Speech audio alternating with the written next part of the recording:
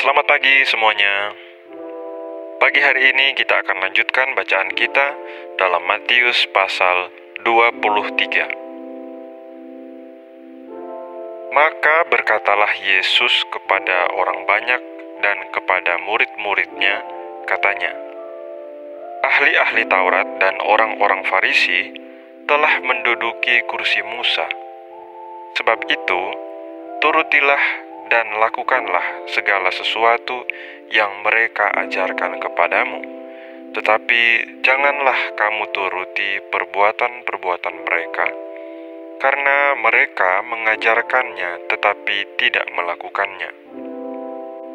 Mereka mengikat beban-beban berat, lalu meletakkannya di atas bahu orang, tetapi mereka sendiri tidak mau menyentuhnya. Semua pekerjaan yang mereka lakukan hanya dimaksud supaya dilihat orang. Mereka memakai tali sembahyang yang lebar dan jumbai yang panjang. Mereka suka duduk di tempat terhormat dalam perjamuan dan di tempat terdepan di rumah ibadat. Mereka suka menerima penghormatan di pasar dan suka dipanggil rabi. Tetapi kamu, janganlah kamu disebut rabi, karena hanya satu rabimu, dan kamu semua adalah saudara. Dan janganlah kamu menyebut siapapun bapa di bumi ini, karena hanya satu bapamu, yaitu Dia yang di sorga. Janganlah pula kamu disebut pemimpin, karena hanya satu pemimpinmu, yaitu Mesias. Barang siapa terbesar di antara kamu, hendaklah ia menjadi pelayanmu. Dan barang siapa meninggikan diri, ia akan direndahkan. Dan barang siapa merendahkan diri, ia akan ditinggikan. Celakalah kamu, hai ahli-ahli Taurat dan orang-orang Farisi, hai kamu orang-orang munafik, karena kamu menutup pintu-pintu kerajaan sorga di depan orang. Sebab kamu sendiri tidak masuk, dan kamu merintangi mereka yang berusaha untuk masuk. Celakalah kamu, hai ahli-ahli Taurat dan orang-orang Farisi, hai kamu orang-orang munafik, sebab kamu menelan rumah janda-janda, sedang kamu mengelabui mata orang dengan doa yang panjang-panjang. Sebab itu, kamu pasti akan menerima hukuman yang lebih berat. Celakalah kamu, hai ahli-ahli Taurat dan orang-orang Farisi, hai kamu orang-orang munafik, sebab kamu mengarungi lautan dan menjelajah daratan untuk mentobatkan satu orang saja menjadi penganut agamamu. Dan sesudah ia bertobat, kamu menjadikan dia orang neraka yang 2 kali lebih jahat daripada kamu sendiri. Celakalah kamu, hai pemimpin-pemimpin buta yang berkata, bersumpah demi bait suci, sumpah itu tidak sah. Tetapi bersumpah demi emas bait suci, sumpah itu mengikat.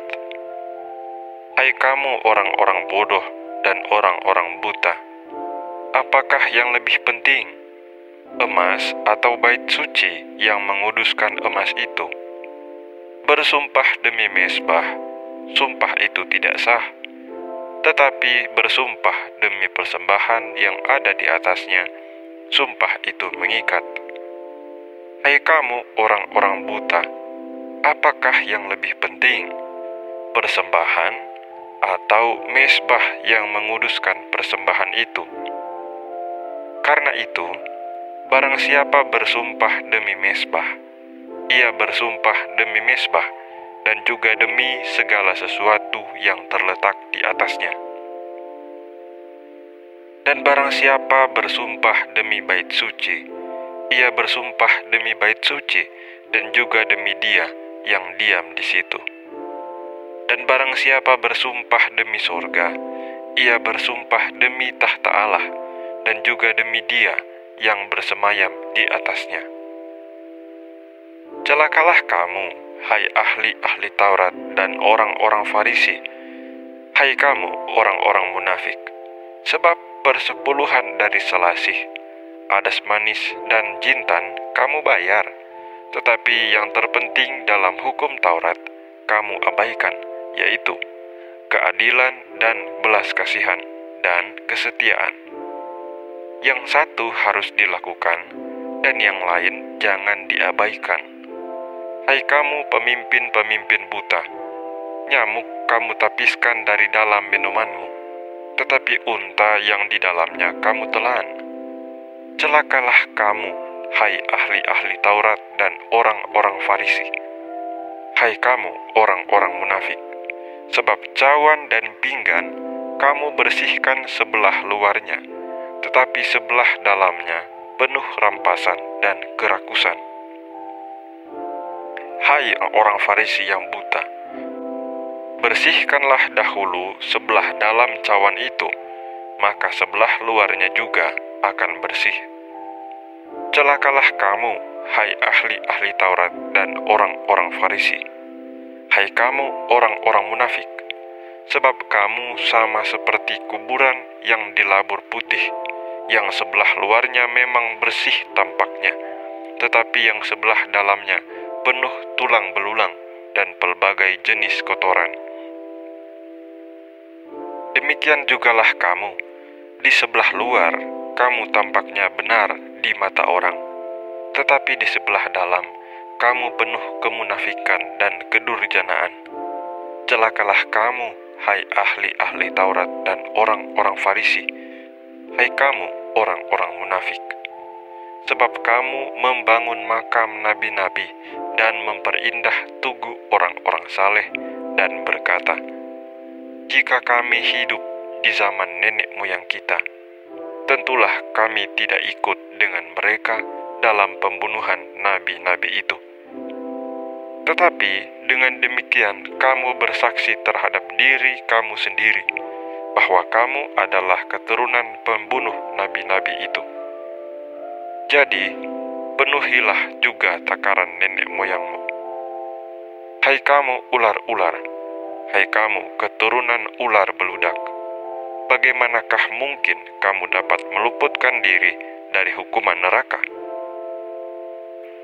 Sebab itu, lihatlah, aku mengutus kepadamu nabi-nabi dan orang-orang bijaksana dan ahli-ahli Taurat. Separuh di antara mereka akan kamu bunuh dan kamu salibkan. Yang lain akan kamu sesah di rumah-rumah ibadatmu, dan kamu aniaya dari kota ke kota, supaya kamu menanggung akibat penumpahan darah orang yang tidak bersalah, mulai dari Habel, orang benar itu, sampai kepada Zakaria, anak Berekia, yang kamu bunuh di antara tempat kudus dan mesbah. Aku berkata kepadamu, sesungguhnya semuanya ini akan ditanggung angkatan ini.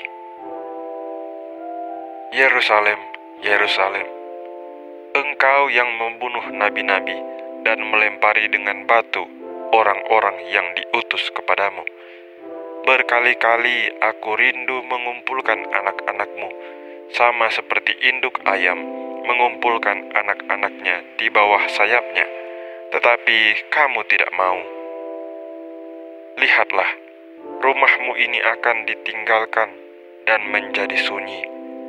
Dan aku berkata kepadamu, mulai sekarang, kamu tidak akan melihat aku lagi, hingga kamu berkata, diberkatilah dia yang datang dalam nama Tuhan.